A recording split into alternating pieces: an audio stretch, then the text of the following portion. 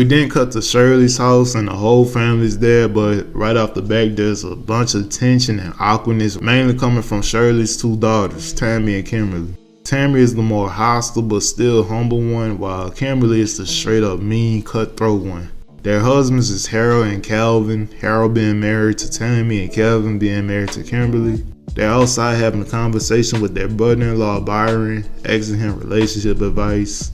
These two grown-ass men asking for marriage advice from an 18-year-old that already has a baby with a chick that's ghetto as hell. Byron!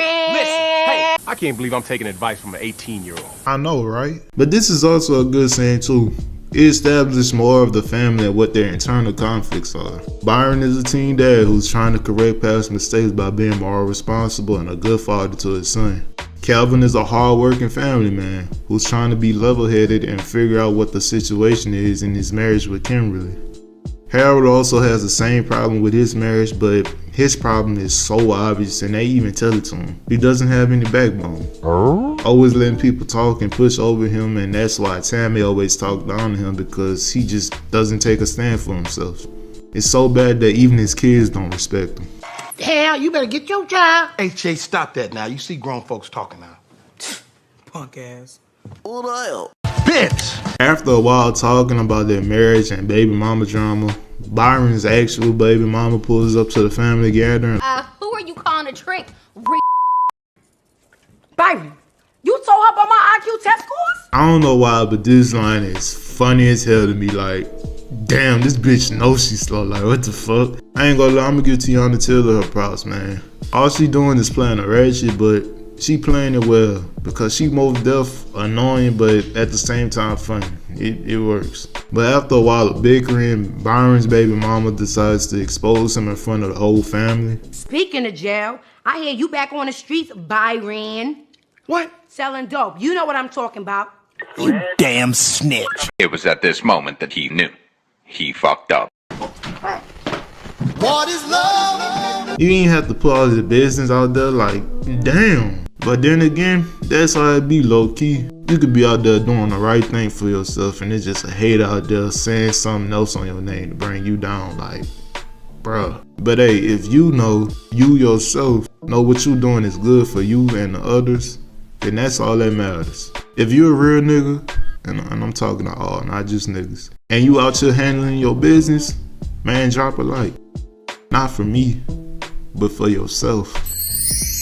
But Shirley isn't happy with Byron because she thought he stopped doing that, but Byron really tries to convince his mom that he doesn't no longer do that. Mama, she's lying. Now look, if you don't believe me, then I might as well go out here and do it. I don't know how that helps the case exactly, but okay, sure, I guess. So Byron is now upset that his mother is believing his baby mama over him, so he just leaves, and that's really it. Nobody tries to stop him or anything. He just dip out. Peace out, bitches. And then Kimberly leaves for her own reasons, you know, acting all sedity and acting like a bitch for no reason. Mama wants to have dinner with you. You I don't get. have dinner with her. I'm sure there's enough for you and your herd. Big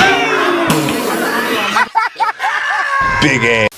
We're now at MADEA'S house, specifically in the living room where Joe is watching Maury, which is a setup to a funny plotline later in the movie. 1-800, choke that hoe. Joe, shut up. Brown comes in panicking, thinking he's gonna die because of his recent doctor's appointment. Mabel, can you do something for me, baby?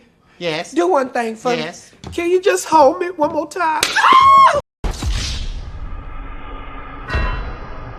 You got big old man hands. Man, you don't have a big old man, nothing. What did the veterinarian say? That girl said the vet. She said the vet. Hands down, this shit is the most funniest scene with Madea and Joe, because it's one of them rare times where instead of them enjoying roasting each other, they're just roasting someone together. Like, it's so fun to see them joking and hyping one another for their jokes. My dear Uncle Joe, don't do that. Just say something nice to him for once. I'm gonna say something nice to him for once. Something nice to you for once.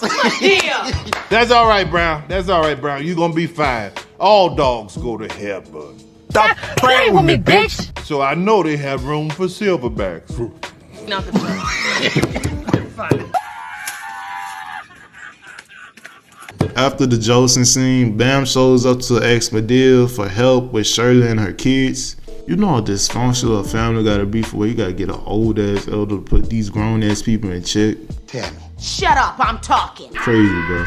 After a while of begging and pleasing from Bam, Madea finally agrees to help the family, but she don't really mean that shit. We don't see her in the movie for about 20 or 30 minutes until shit really hits the fan. We then get different scenes of the family and all their situations. Shirley gets more news from a doctor that her cancer is worse and she still haven't told her kids. Kimberly is still giving Calvin the cold shoulder and not opening up to why she has this animosity towards her family. And the last straw is when Byron gets arrested late at night. Wait a minute, wait. He don't even sell drugs no more. You damn snitch. So now Madea wants to get involved all of a sudden now and tell Shirley that she's going to get everyone to come over to dinner. And we then get multiple scenes of Madea showing up on different family members to announce the news in her old-fashioned Madea way. Look here, I talked to your mama. Could you lower your voice? Okay, excuse me. Your mama has asked me to come over to this house to get all of y'all to come over there to dinner. My nigga, chill. We then cut to the dinner scene and everybody is having a good time and stuff, ready to crush some fire soul food. Big ass. And then Kimberly shows up and it's just like, damn, bro, the chick blew the whole vibe. I can't do this. I'm sorry. I can't sit here like we're one big happy family. He said it. He said it. Everybody was vibing and shit till you got here. Like, you can't act like you enjoying yourself for 5 minutes. So that's when Tammy snaps on her for showing out, which Tammy is honestly right for doing so. So that's when they bicker back and forth and Shirley wants them to stop, but Madea says no and just let them get it all out.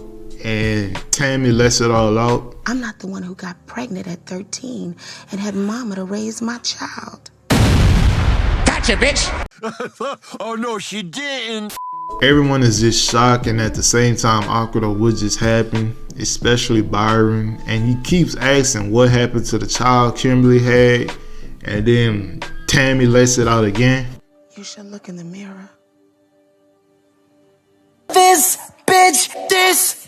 Damn, Tammy, I know Kimberly could be cold, but I think you brought yourself down to her level. I don't know. We cut to a few days later and we're at Madea's house and Madea and Joe is watching Maury again. Damn, this all this nigga watch, bro. This nigga messy as hell. 1-800 choke that hoe. But he's watching Maury and the episode is featuring Byron's baby mama.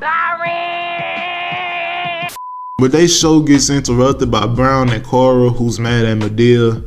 Ask her, Cora. Ask her. Madea, who's my daddy? Turns out when Cora had donated blood for Mr. Brown's surgery a few scenes earlier that I didn't talk about, it turns out Brown and Cora's blood isn't a match, which means Brown isn't Cora's father and Madea has explaining to do. Madea, how could you not know who my daddy is? I hate to tell you this, honey, but your mama was a hoe. I was a hoe. Now the whole family's in turmoil. Shirley is getting more sick and doesn't have that much time left. Byron's on the street again selling dope. Calvin is taking a break from Kimberly because of the lying and secrecy. Brown and Cora is still pissed at Madea because of the lying and secrecy. Mama was a hoe. But they get a call late in the night from Bam that Shirley's in the hospital and she's dying. It's a real emotional scene. Everyone's acting is on point, man. It's really touching. Kimberly just gets there, of course. Like, this bitch here, man. She honestly don't deserve the mother she has, but she do get her upcomings because when she gets there, it's too late and she doesn't get to see or tell her mother goodbye before she dies off. Mama! Mama!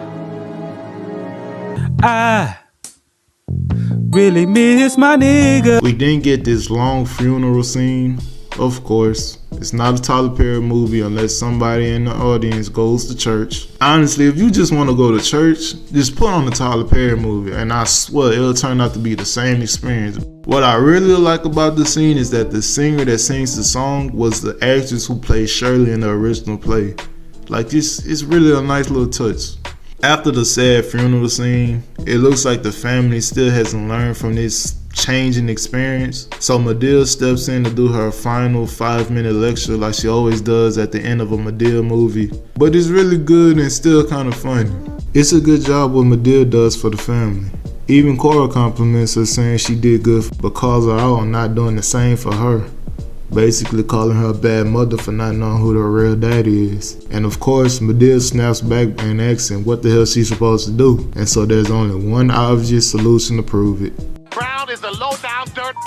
He is the liar. He is the cheater. He ain't never did nothing. 58-year-old Cora Jean Simmons. Brown, you are not the father. Ran off on the floor twice. So Brown really isn't the father and Madea is a hoe, and that's the end of the movie. 1-800-CHOKE THAT hoe. I really like this movie. It's good for what it is. A simple drama that's paced well and gets to the point with its simple story. It's very rare for movies like this to have well-written and fleshed out characters, but this movie does a good job. Honestly, this is one of the most better Madea/Tyler Perry movies. The filmmaking was alright, nothing too special, but the actors make up for that. I think everybody gave like a really good performance. Overall, I would give this movie a 7 out of 10. A good movie.